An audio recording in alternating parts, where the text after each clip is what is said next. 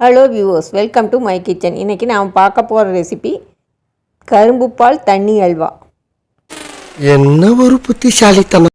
அதுக்கு ஒரு சல்ல கரும்பை தோலெல்லாம் சீவிட்டு நல்லா சின்ன சின்ன துண்டுகளாக நறுக்கி மிக்சி ஜாரில் சேர்த்தி அதனுடைய பால் மட்டும் எடுத்துக்கலாம்.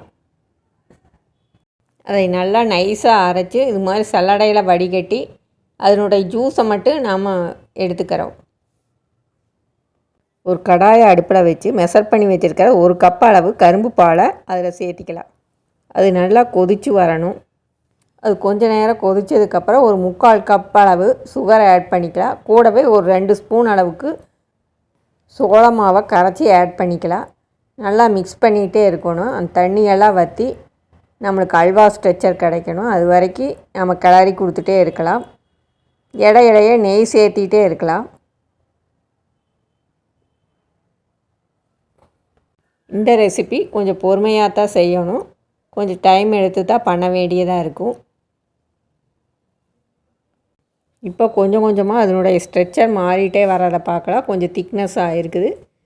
இன்னும் கொஞ்சம் அல்வா பதம் கிடைக்கிறதுக்கு டைம் எடுக்கும். இடையிடையே நெய் சேர்த்திட்டே வரலாம். டோட்டலாக ஒரு 4-5 ஸ்பூன் நெய் தேவைப்படும்.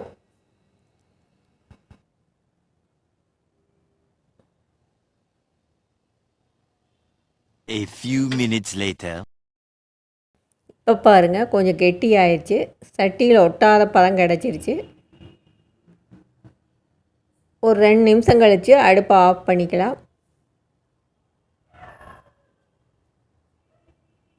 இப்போ கரும்பு பால் தண்ணி அல்வா ரெடி ஆயிடுச்சு.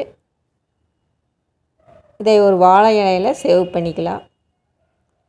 கூட வேணுன்னா ஏலக்காய், முந்திரி, திராட்சை இதெல்லாம் கூட ஆட் பண்ணிக்கலாம். அது அவங்கவுங்க விருப்பம். கரும்போட டேஸ்ட் மாறாமல் இந்த அல்வா கிடச்சிருக்குது. இதையெல்லாம் ட்ரை பண்ணி பார்த்துட்டு ஃபீட்பேக்காக கமெண்ட்ஸில் சொல்லுங்கள்.